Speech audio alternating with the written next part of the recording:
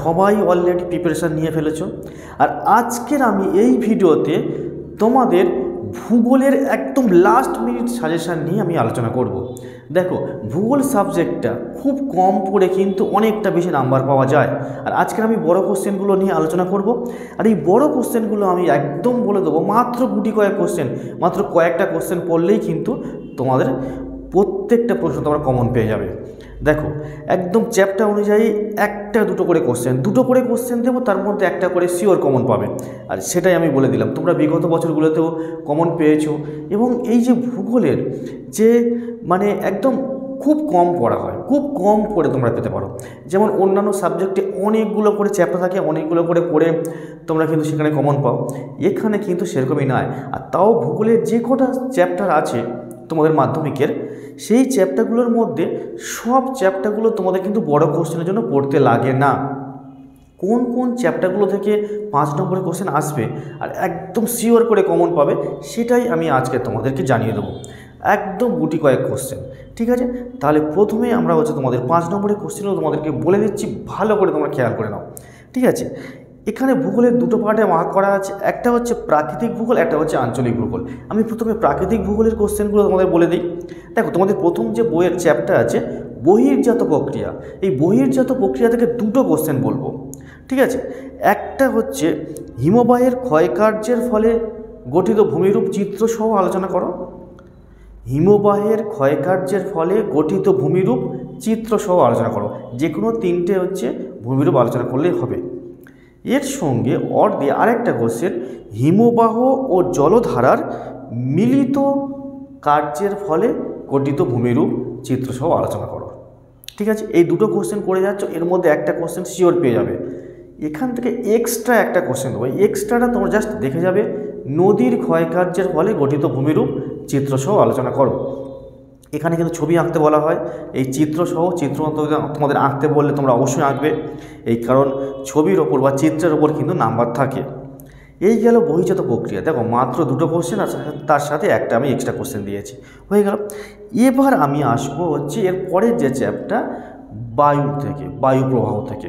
দেখো, বায়ু প্রবাহ থেকে ফার্স্ট কোশ্চেন যেটা বলবো, বায়ু চাপ বলয় ও নিয়ত বায়ুর মধ্যে সম্পর্ক আলোচনা করো, ঠিক আছে? নেক্সট, বায়ুমণ্ডলের মানে উষ্ণতার তারতম্যের ভিত্তিতে বায়ুমণ্ডলের স্তর বিন্যাস করো। কি বললাম? উষ্ণতার তারতম্যের ভিত্তিতে বায়ুমণ্ডলের স্তর বিন্যাস করো। এবং এই উষ্ণতার প্রধান কারণ কি, মানে বায়ুমণ্ডলের যে উষ্ণতার প্রধান কারণ কি, বুঝতে পারলে? এই হচ্ছে বায়ুমণ্ডল থেকে তোমাদের কোশ্চেন। এরপর আসবো যে জোয়ার ভাটা এবং সমুদ্র স্রোত, তোমরা অলরেডি পড়েছো এই চ্যাপ্টারটা। বাড়িমণ্ডল চ্যাপ্টারটা আছে, এখান থেকে কিন্তু একটা কোশ্চেন দেবো। দেখো, অলরেডি তোমাদের প্রাকৃতিক ভূগোল থেকে দুটো লিখতে হবে, আঞ্চলিক ভূগোল থেকে দুটো লিখতে হবে। অলরেডি তোমরা এখানে দুটো কমন পেয়ে যাচ্ছ। জোয়ার ভাটা সৃষ্টির কারণ, বাড়িমণ্ডল থেকে একটা কোশ্চেন করবে, জোয়ার ভাটা সৃষ্টির কারণগুলি আলোচনা করো, ঠিক আছে? এখানেও চিত্রসহ অনেক সময় দিয়ে দেয়, যদি চিত্রসহ দেয় তাহলে চিত্রটা তোমরা আঁকবে। এই হচ্ছে তোমাদের কিন্তু প্রাকৃতিক ভূগোলের হচ্ছে প্রশ্ন। এখান থেকে তোমরা দুটো কেন, তোমরা 4টে কোশ্চেন থাকবে, দুটো লিখতে হবে, তোমরা চারটেও কমন পেয়ে যেতে পারো, ঠিক আছে? একটু ভালো করে তোমরা কিন্তু এগুলো প্রিপারেশান করে নাও। অলরেডি তো জানি তোমাদের অনেক প্রিপারেশান হয়ে গেছে, যাদের হয়নি এখনও তারা অবশ্যই করো, আর যাদের হয়ে গেছে তারা একবার এগুলো মিলিয়ে নাও। এবার আসছি আমি আঞ্চলিক ভূগোলের। দেখো, আঞ্চলিক ভূগোলেরও মাত্র কয়েকটা কোশ্চেন আমি তোমাদের জানাবো। প্রথমে জানাবো যেটা হচ্ছে ভূপ্রকৃতির পার্ট থেকে, ভারতের ভূপ্রকৃতি অঞ্চল যে অংশটা আছে, উত্তর ও দক্ষিণ ভারতের নদ নদীর পার্থক্য করো। এবং এর সাথে আরেকটা কোশ্চেন করে যাবে, পূর্ব ও পশ্চিম ভারতের উপকূলীয় সমভূমি অঞ্চলে বা সমভূমির পার্থক্য আলোচনা করো, ঠিক আছে? দুটো পার্থক্য দিলাম, উত্তর ও দক্ষিণ ভারতের নদ নদীর পার্থক্য, আর একটা হচ্ছে পূর্ব ও পশ্চিম ভারতের উপকূলীয় সমভূমির পার্থক্য। এই হচ্ছে ভূপ্রাকৃতিক অংশ থেকে দুটো কোশ্চেন, একটা পড়ে যাওয়ার সম্ভাবনা খুব বেশি। এবার আসবো এই আঞ্চলিক ভূগোলের কৃষি যে অঞ্চল, যে মানে কৃষির যে পার্টটা আছে, সেই কৃষি পার্ট থেকে একটা তোমরা শিওর করে পাচ্ছ, এখান থেকে পাবে। দেখো, এখান থেকে চা, গম, কফি, চাষের অনুকূল পরিবেশগুলি আলোচনা করো। চা, গম, কফি এইগুলো পড়ে যাচ্ছ। এখান থেকে চাটা কিন্তু ভীষণ ভীষণ ইম্পর্টেন্ট, মানে চা এবং গমের মধ্যে যে কোনো একটা তোমরা পেয়েই যাবে। তবে এখানে কি হয় দেখো, তোমরা একটু খেয়াল করে দেখবে, চা বলুক, গম বলুক, কফি বলুক, তোমরা প্রত্যেকটা কোশ্চেন কিন্তু লিখতে পারবে। এখানে প্রত্যেকটা কোশ্চেন একদম অনুরূপ, একদম একই রকম থাকে, ঠিক আছে? একটু মিলিয়ে দেখে নেবে, যাই পড়ুক তোমরা কিন্তু ওই পয়েন্টগুলো রেখেই তোমরা কিন্তু লিখতে পারবে, ঠিক আছে? এবার এই যে মানে ভারতের যে পার্টটা আছে আঞ্চলিক ভূগোলে, এখান থেকে পরের কোশ্চেন যে শিল্প থেকে একটা কোশ্চেন দেব। শিল্প থেকে একটা কোশ্চেন তোমরা যদি করে যাও, এটা তোমরা পেয়ে যাবে। পূর্ব ও মধ্য ভারতের লৌহ ইস্পাত শিল্পের কেন্দ্রীভবনের কারণগুলি আলোচনা করো। কি বললাম?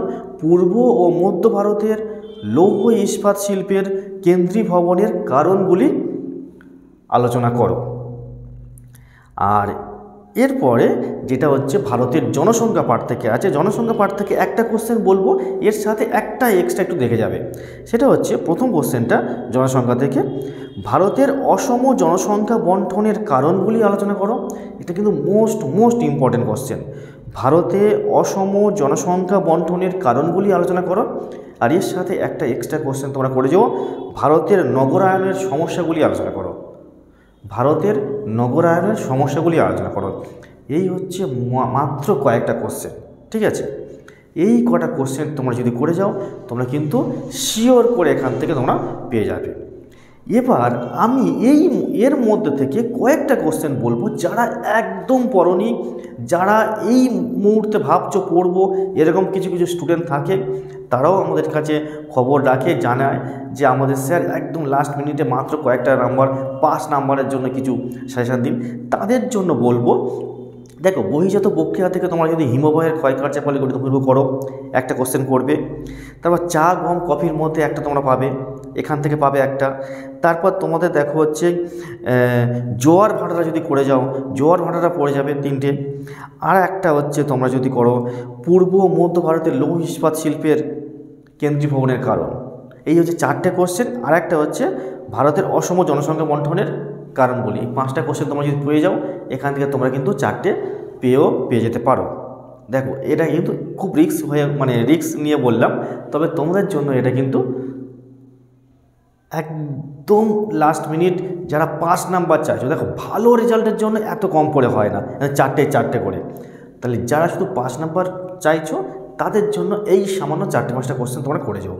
কিন্তু যাদের ভালো রেজাল্ট করবে, তারা কিন্তু এই প্রশ্নগুলো একদম মাত্র কয়েকটা কোশ্চেন দিয়েছি, এইগুলোই তোমরা কিন্তু পড়বে, ঠিক আছে? সবার পরীক্ষা খুব ভালো হোক, অল দ্য বেস্ট, আর সবাই খুব ভালো থেকো।